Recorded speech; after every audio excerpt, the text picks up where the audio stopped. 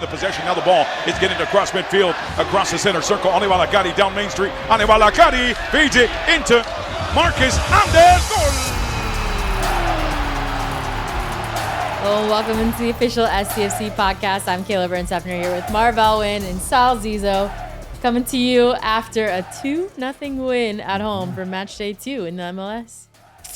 Yeah, look, amazing again. I mean, we are spoiled here. That's all I can say. We play a beautiful brand of soccer that's really fun to watch. And I think one thing that they didn't accomplish last year, they as an SDFC, is their home record probably wasn't as good as they would have hoped for, and they've taken advantage of that this year with one Champions Cup winning game and 2 MLS games. So they're 3-0 at home so far this year.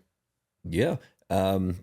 Just piggybacking off what Sal said, I don't even know what I could say is the real difference between last year and this year. They're playing pretty much similarly, if not just a little bit more crisp. Like we can pretty much see the plan in action, and they're just actually getting results this time. And of course, I love the fact that we haven't been scored on at home. Congratulations to Duran for his second start and second shutout.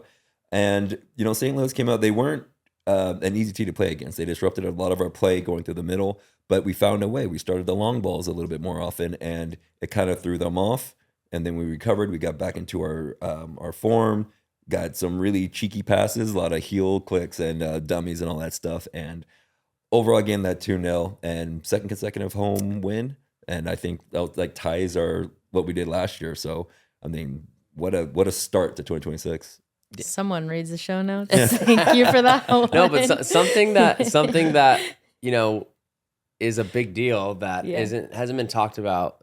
Really, I mean, it probably has, but something that I see as a big deal is they've been able to score early. And I feel like last year they would always be like pounding at the door really early. And the longer a team was hanging in there at 0-0, it just kind of, the tide would sometimes turn, you know, sometimes being unlucky. But the fact that they've scored 2 early goals against Montreal and now, you know, super early goal against St. Louis, I think it changes the game completely, because now you got the other team chasing. And so the more they can get these like first half early goals, I think it's going to really, really be tough for SDFC to be beat at home. Yeah, we talked to Mikey a little bit about that after the game, because Anders scored within the first 3 minutes. That's the second fastest goal scored in SDFC history. He holds 4 of the top 5 of those numbers. No surprise there, just with the way that he's able to create those chances. But what Mikey said is that basically shows that the team is playing with great initiative. And I think that builds some great momentum for the season. We're only 2 games in. So I want to hear from both of y'all, though. You guys kind of had unique game perspectives for how you watched each of these games and experienced it. Sal, let's start with you. What was your game day like? So I was invited to go on San Diego Sports Night on local NBC. So I went there. It was kind of unique. So I couldn't really go to the game because it was I had to arrive there at 7:30. The game was kicked off around 6:30. So I was kind of watching it on my phone as I was getting ready, and then obviously tried to time my drive around halftime. Then I got there. I can't miss a moment. Yeah, exactly. So especially when I have to talk about the game, right? So yeah, I got there. It was on my phone, but it was a fun night. Got to sit down with Darnay at NBC, who does great over there, and was interesting to hear the other sports going on, Aztec basketball, the Padres, everything. But it was just a really fun experience and cool, and hopefully I'll be back there at some time. Awesome. We love seeing the clips that have been coming out for that. Yeah. So if you haven't checked those out, make sure that you do. And Marvell, for you, I know you just mentioned, kind of getting to see all of the different sports that were going on in San Diego. We were celebrating our San Diego sports night. Marvell, you were a huge part of that and got to experience that. What was the experience like for you? Yeah, it was so much fun. So last week, so my dad and Gary Templeton played together on the Padres. So last week, Gary calls me and he says, man, you're going to be, yes, guys, kind of has that smooth talk, yeah, right? He does. Man, you're going to be at the game on the 1st. You going to be there? I'm like, yeah, Gary, I'll be there. He's like, all right. So he told me that he was going to bring his daughter, Janae, and his grandson. So I got to hang out with them. I haven't seen them in a while. So it was, great little reunion going on. And because that was like a family reunion, my mom actually came. She got to say hi, and we all got to hang out for a little bit. And then we did the live podcast, which was right there at FanFest, right there on the stage.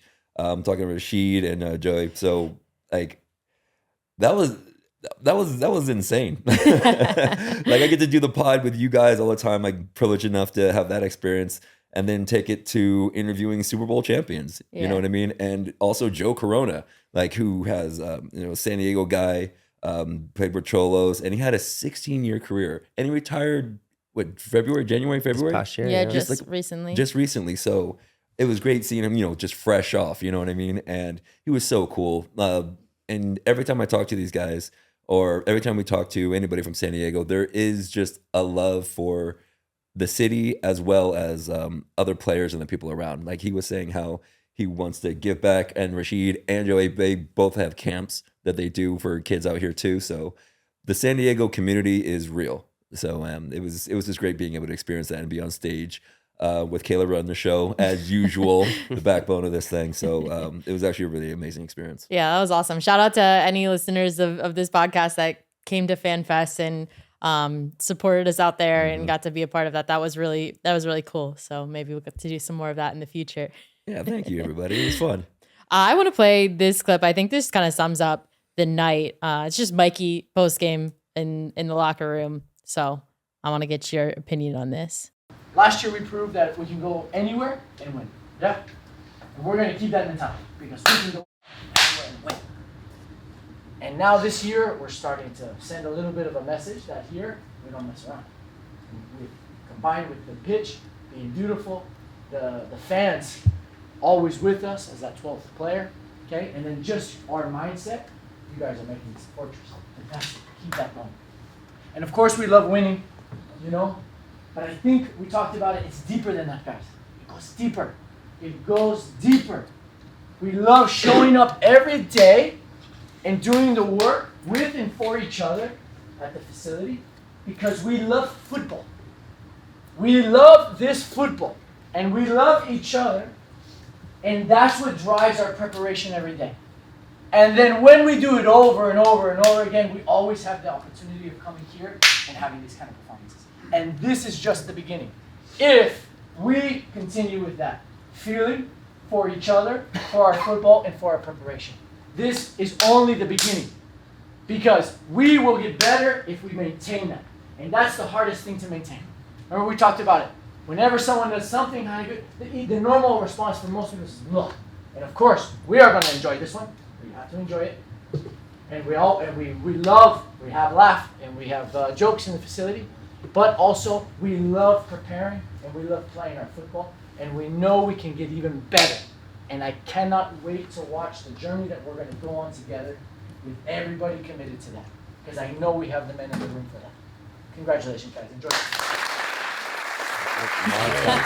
Mark's got tears in his eyes. Is Mark right tearing now. up over there? Just in love with all the staff. No, but doesn't it somewhat bring you back to like those great moments, when as a player, when you're in the locker room coming off a good win and the coach is giving a pretty heartfelt, message to the rest of the group, and it kind of just points you and pushes you, headed in the right direction. And I'm sure he's had many moments of that. So it's really cool to see, dive in and get a little glimpse as if you were kind of sitting in the locker room listening to him. Yeah, absolutely. When you get wins, it's wins or losses. You're very much so in the moment. Like what we did just now, caused us to get the result that we did. But a coach, as a manager, gets to say, we've been practicing towards this. This isn't just something that happens in a vacuum. We've been working on this to get here to this point and to get this win. And from this win, we've learned and we're going to grow and we're going to get better. That's how a coach just kind of brings the moment full circle and brings it to the past, future, and what you're going to do all together. And honestly, his speeches are probably what people on the outside, we've been in the locker room, we've had very different speeches before, but the way that this team is performing and the way that the players and coaches are when they talk to us, that's how they assume it is in there. And you know what? It's actually a reality. Like these things that are saying that sound too almost cinematic are real and they have real results.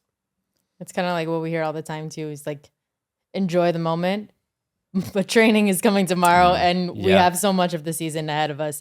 We've got a game just this weekend. We've got another one at home on Wednesday versus Toluca for the first leg of 2 for CONCACAF Champions Cup. The team then goes back on the road, faces Dallas, and then goes back on the road again and faces Toluca in Toluca in their home stadium there at Elevation. We've chatted much about that. So just looking at what we have coming up, what are kind of your thoughts on, Yeah, I think, you have, I think it was 4 games in the next 12 days. So a coaching staff is how do you manage that, right? And I think last year at the beginning stages, they, were prepared as coaches, but I felt like the roster just wasn't complete to be able to play this many games. But I think coming into this season, the roster is definitely more complete. They definitely have more players with experience, experience playing on this team. They have depth. So that depth is going to be tested a little bit because Marv knows when you start to play in these tournaments, you have to get, minutes off of some guys because you can't play 90 minutes for 4 games straight unless you're maybe Anders Dreyer, right? Who's in Oni, right? or I was going to say, or Chris McVeigh or Oni Valakari. Some of these guys, we have Ironman on our team for sure. But as a whole, you need the entire roster. And he said that in some of his post-game speeches as well, is look, it's going to take everyone. And when your time comes, be ready. And so far, like, no matter who you slot into some of these positions, it's just steady as it goes. So, one thing I'll say is, you're going to need all the guys on the roster, and you might see some guys play some significant minutes in these next 4 games. Yeah, and we're seeing that depth being built. You've got a player like Duran Ferrari, who we just talked to last week, who just had his second MLS start, get a clean sheet there. But you also have a player like Kieran Sargent, who just is new to this team this year, gets brought in. He's played in all of the CONCACAF Champions Cup games, has just made his second ever MLS appearance with 2 starts there, has a goal line clearance. Yeah. Marv, I know, I got to go to my defensive guy right here. What are your thoughts on that? My thoughts are, so he came from the outside to clear it off the line near the right side post. So he came all the way over. And you know that if the ball is on the opposite side and they're coming in, you want to tuck in a little bit. But in order for him to know that because Duran comes out and he makes a save and it bobbles through. He's not one of those guys that just, all right, keeper's coming out, I'll try to get the rebound out here or there. You have to make sure that you watch the goal line. And he clears it off with his left foot coming across. And I don't think Manu was in front of it, and that would have been a very difficult clearance. But Sargent coming in and clearing it out is that's just one of those. Because I watched it, I'm getting all flustered. So I watch it, and then he clears it off, and then he gets up and he just jogs up. He pushes up the line. It's not I made a clearance, rah rah rah me. It's I made a clearance. The play is still on. Get up and move out, and hopefully he got his daps from his fellow teammates on the pitch after that one. And we had 2 incredible performances by our Danish guys. Marcus Ingvartsen, great to see him continuing to be in that scoring sheet with his second goal. He's the only player that has scored 2 goals so far in the season. That performance put him on the bench for MLS Team of the Match Day. And we've got Anders Dreyer on Team of the Match Day for, his goal and his assist there. Can you walk us through those plays and what you saw on those? Yeah, look, the first goal from Anders early in the game, I think Dreyer was looking for Oni. He had tons of space, kind of in that number 10 attacking mid position. And it actually got picked off. Then it bounced around a little bit. Eventually does get to Oni maybe a few seconds after that. And he just starts driving with space, right? And he finds, Ingvartsen, who kind of does this twirl, takes a first touch, bounces up, and then just kind of flicks it in the air to Dreyer, who just inside of the foot, perfectly placed. The technique from both of those players was top notch, like top class. And then the second goal, right? Dreyer's just kind of he megs the guy without even touching the ball, and then he kind of bounces with his body, and then it looks like he's going to curl it back post and just slips in a little ball to Marcus, who megs the goalkeeper. But yeah, one thing to say is like both Marcus's goals haven't been easy, right? The first goal, it's a cutback and he hits it perfectly off the bottom crossbar. This one, the goalkeeper actually is in a pretty good position, takes a good angle, but Marcus goes through his legs. You're starting to see his finishing ability, but more importantly, what I've seen that I've really liked with Marcus so far is just his build-up play, how he's kind of intertwined. He seems like he's going to have a lot of assists from that 9 position that a typical 9 in the league, or maybe that we've had so far on this team, hasn't necessarily been an assist type guy. But I think Marcus is that player, and that's probably what the players and the coaches see in him. That's why they speak so highly of him. I was in the suite with all of the sports legends that Marv was talking about before when that goal happened, and the whole room went crazy. Just understanding the game and seeing. Yeah. I think that play that you're talking about, like the megging without looking, was one of my favorite moments from the game. So. Great moments. Looking forward to more of them. It means a lot when people who don't watch soccer are excited and impressed by soccer. But a lot of people say, "Oh, it's boring. They barely score." It's like, yeah, but you talk to someone who actually knows the game and how the pull and the dragging in and the pushing out, and maybe you're not impressed by an 80-yard dime, but guess what? If you see a play go here, there, bounce around, quick passes, little slots in here and there, and then you get a goal. Yeah, that's what this is. Sal's beautiful game. Speak. The beautiful game. I've been waiting for the moment that we would get that on here. Can't wait to clip it. Yeah. All right. Well, we've got a really short turnaround before we face Toluca here at Snapdragon Stadium. That kickoff will be 8:30 p.m. on Wednesday, the 11th. Guys, this is a top team in Mexico. What can you tell me about Toluca and what you maybe have seen? I mean, you can hope that Puma experience was a great experience to have, right? And to learn from. And so hopefully, I think it's going to be very important that we get not necessarily a result, but we get a win at home against Toluca, because we know how difficult it was at Pumas, at altitude, in the environment in Mexico. It's going to be the same, if not worse, in Toluca, right? So you have to get a result, preferably a multiple goal game win, but of course you'll take any win and then you deal with the next one. And even that's not to say if San Diego loses, they have no chance, right? Like, they're a team that they'll defy any odds, they'll do it. But I think what gives us the best chance is getting a multi-goal victory in that game and then managing it a little bit better in Toluca. Yeah, and the scouting report might be limited, because the team's from another league and all that stuff, and they got some powerhouse players as well. But we're not a team to say, all right, they have this, so we're going to do this. It's no matter where we are, we're going to play our own way. And oftentimes, teams that I've had in the past is, all right, we don't know this team, so the first 10 minutes, feel them out. Obviously, get into your first tackle, let them know it's going to be a hard day for them. But at the same time, try to feel them out. How are they going to move? What are they going to do here? What are they going to do there? And try to balance it and go around it. But this team's different. This team's, all right, it sounds like the way we determine how we're going to play is how high they press our keeper, and if they have their wings or anything. So what we're going to see, basically, I think we're going to be learning on the spot along with the team, and we're going to see how we can play around and play through them and hopefully get a win at home. Because like Sal said, very important to get goals at home and as big of an advantage as we can. Well, we have a fun conversation coming to you all. Someone who's been very integral in our success in the CONCACAF Champions Cup so far. Pablo Sisniega had 8 saves when we played Pumas away. Yeah. Can't wait to get to that conversation. Thanks, y'all. As the official specialty insurance partner of San Diego FC, Palomar offers standalone earthquake insurance that protects property and peace of mind. It's crucial to be prepared. Visit plmr.com or contact your insurance agent for a quote. Palomar, reimagining specialty insurance with innovative, creative solutions. This player interview is brought to you by Adriana's Insurance. Save more, enjoy life. All right, we are joined by goalkeeper Pablo Sisniega. Pablo, thank you for being here today. Yeah, thank you for having me. So how has life been like for you? The last time we talked to you on this platform, it was September 30th. So, a couple of things have happened in that time frame. Just give us a little walkthrough of what, the last few months have been like for you.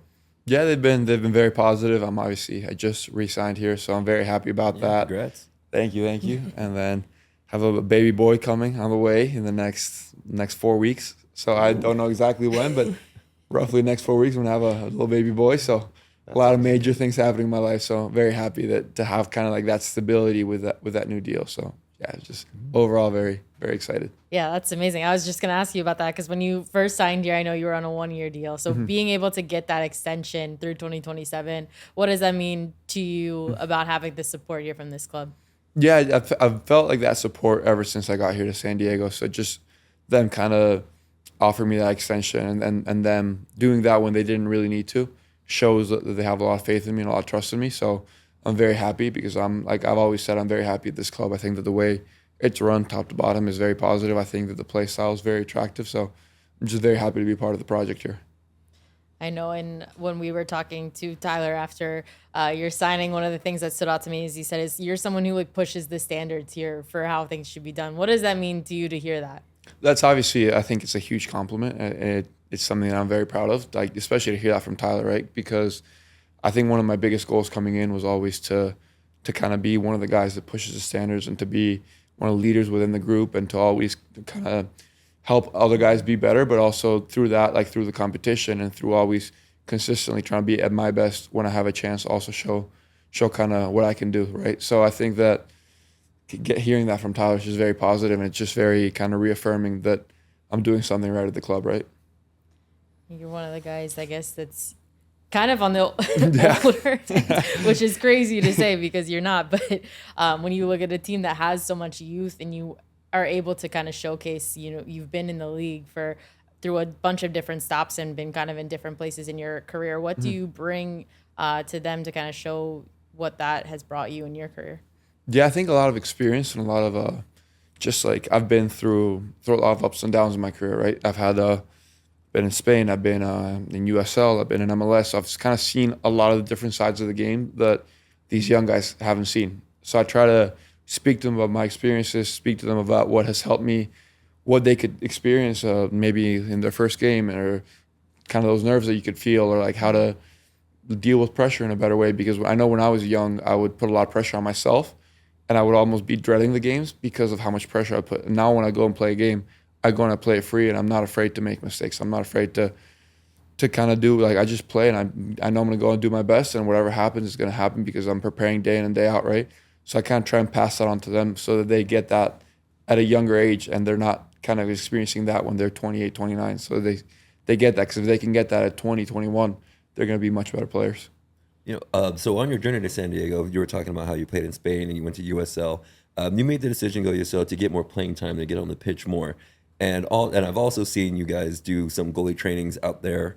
And it's hard. Like, I mean, there's three of you. There's one that rips a shot at the keeper. He has to go down, get out, and then someone else rips a shot at him as well. So in your experiences, like, how do you bring into everyday trainings the pressure, the game-like situations to help, you yourself and your teammates? Yeah, I think it's a lot of, like what we said, just pushing the standard. I think that the more you push yourself in training, then the easier the game becomes, right? Mm-hmm. So I think the biggest thing when we're in those training environments, especially here, that we train so hard, is like everybody has to be at their best, because you don't know when your number's going to get called. You don't know if you're going to play. So you really have to prepare like you're going to play that weekend, because you never know if your name's going to get called, right? And then you can talk to the keepers, but I have the best shooting out of all the keepers. So I get them ready because, Keeper wars. because when they're seeing my shots, it's like whatever they face on the weekend is easy, I love that. Okay. Shout out to MLS Keeper Wars. Pablo wants to be on it next year. Yeah, no, but one thing I wanted to speak to you about, and Kayla was most likely going to mention it, but the game against, why am I forgetting? Pumas. Pumas, yeah. So in Mexico, like, can you talk a little bit about that game where it felt like you were just getting bombarded with shots and how you had to keep the team in that game? What was that game? What did that game feel like? Yeah, so it was definitely like a different feeling, especially playing San Diego and kind of getting used to how we play. It's rare that a goalkeeper in our team has to make that many saves, because usually it's more of the work with our feet, more of the work organizing the back line, but we don't actually have to make that many saves. But I think that game, like, we knew with the lead that we had and with the altitude, it was going to be a tough game, and they're going to push all their numbers up. And it was just one of those games where I kind of just got into a zone, and I was just making save after save, and I just kind of grew into the game.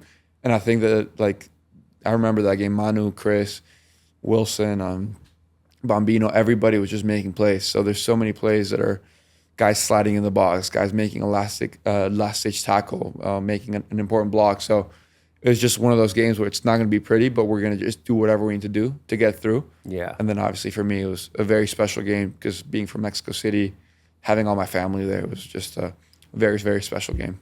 Yeah, I wanted to talk to you a little bit about that. And I know we've done a lot with you on that moment. We'll have a piece coming out that kind of shows your full journey for that match in Pumas. But give us a little bit of context on what that match meant to you.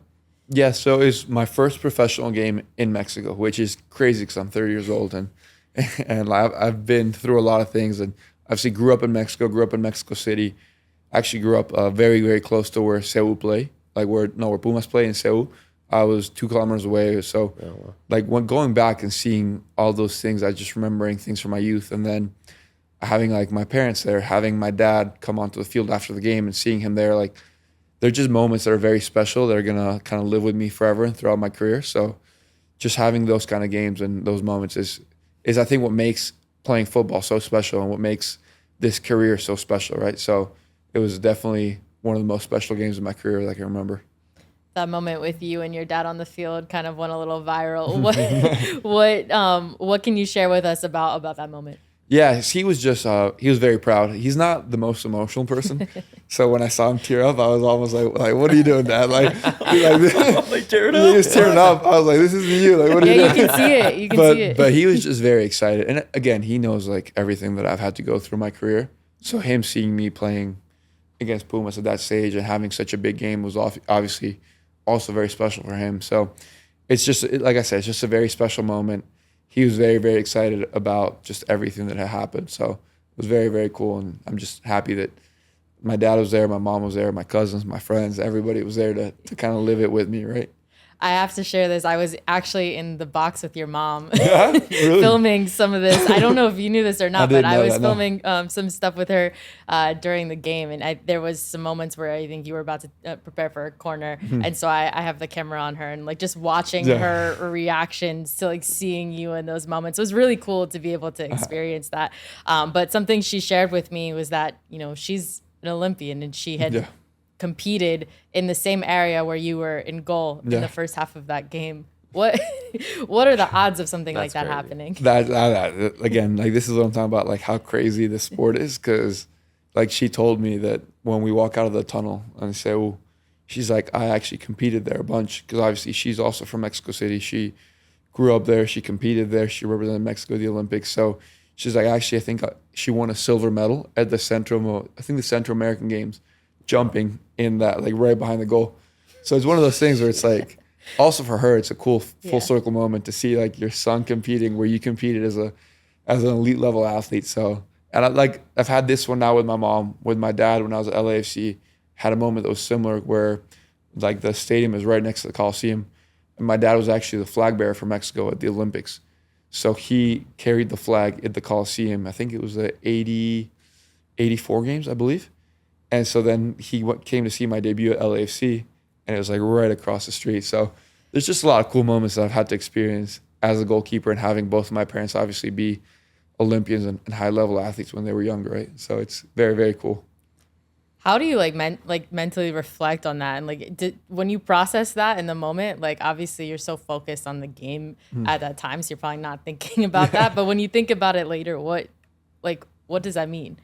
For me, it's just very just special, you know? It's kind of hard to describe because you're not thinking of it in the moment. But then when you look back on it and you think like, wow, this is really cool that I had this experience where my parents had a similar experience of like competing at their peak. Now I'm competing at my peak, and obviously in a completely different sport, but just in the same geographic location where they did amazing things. So think about that, and just knowing how much they've done to help me get to where I am is obviously very special. But I think it's just like a cool full circle moment for them as well, to see their son compete where they were competing as athletes. I know that now that I'm a dad, I know that if that ever happens for me, it'd be very special. So I know that for them, it's also very special.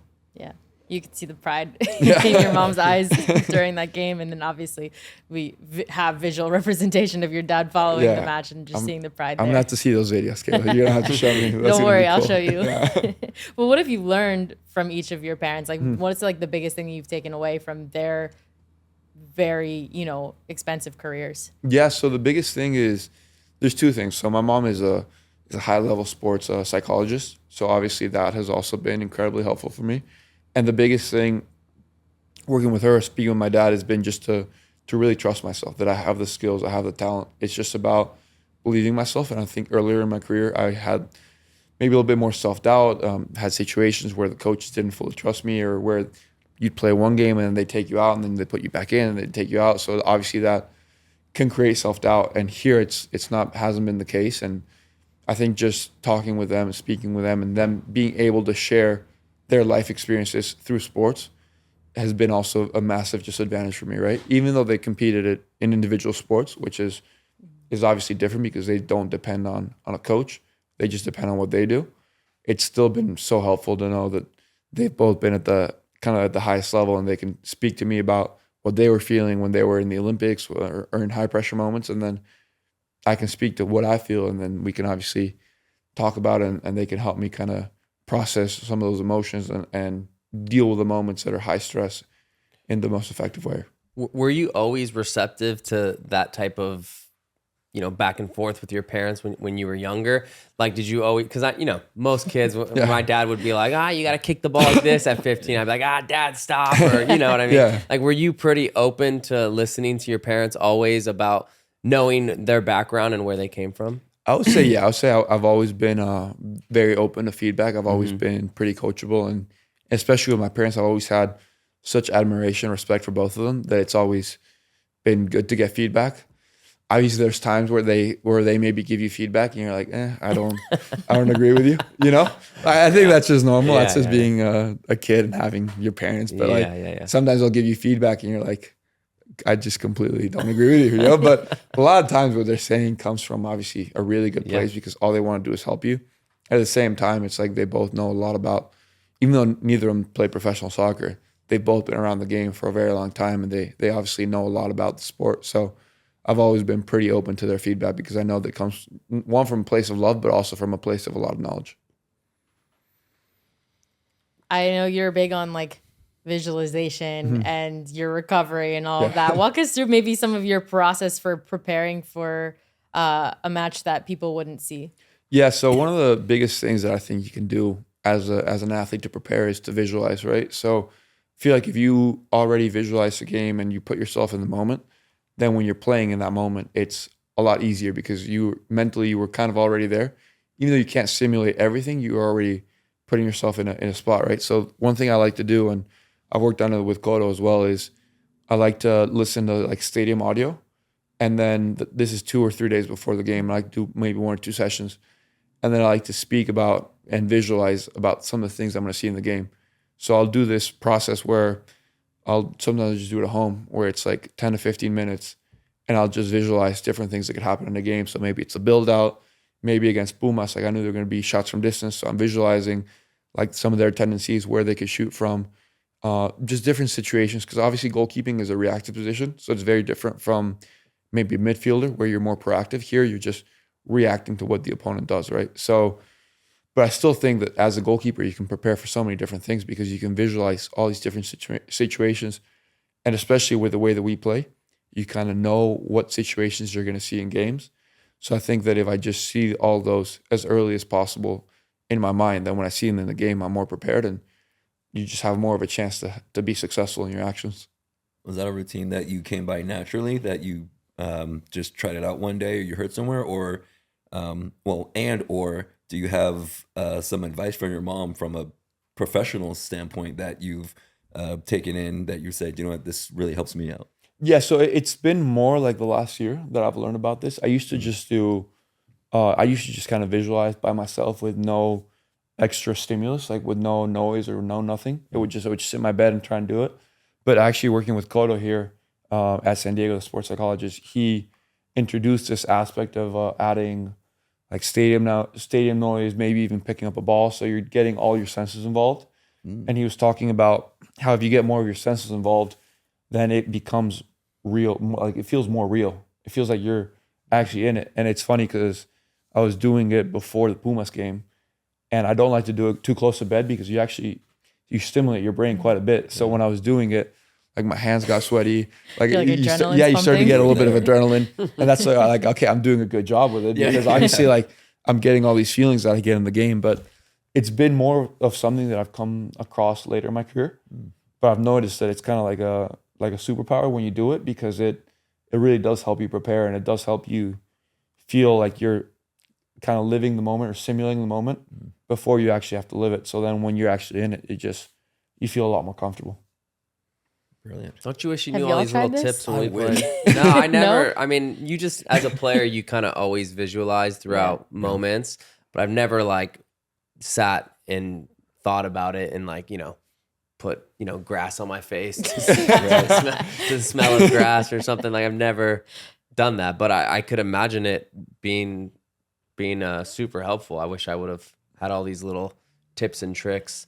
Sports psychology was kind of starting to make its way into the MLS and soccer towards the tail end of my career. But that sounds awesome. That sounds like something that could really help. Yeah, no, I think it does. And that's what like I talk about, like especially the young guys. Like if I can pass this on and they can learn this at 20, 21. Yeah. Obviously not a lot of them aren't that open because they think they know everything because they're 20.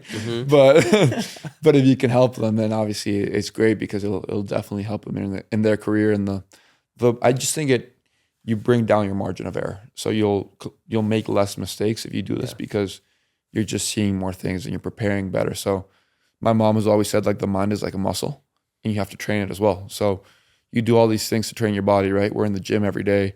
You're doing all these reps on the field. You're making saves, but then you never actually train your mind. So it's really kind of illogical if you think about it because your mind is a muscle. So you need to train it just like you train everything else. So I think it's really good that at this point in my career, I have a process and I have all these tools that can really help me train it just like I train everything else, I've also got an inside tip that you're very regimented with your recovery. What kind of goes into that? What's your process there? Yeah, it's kind of the same thing where it's like the more you do to recover, especially in a season like this one where we're going to have so many games, is a better chance you have of playing the next game at a high level, right? So I have the Norma-type boots at home.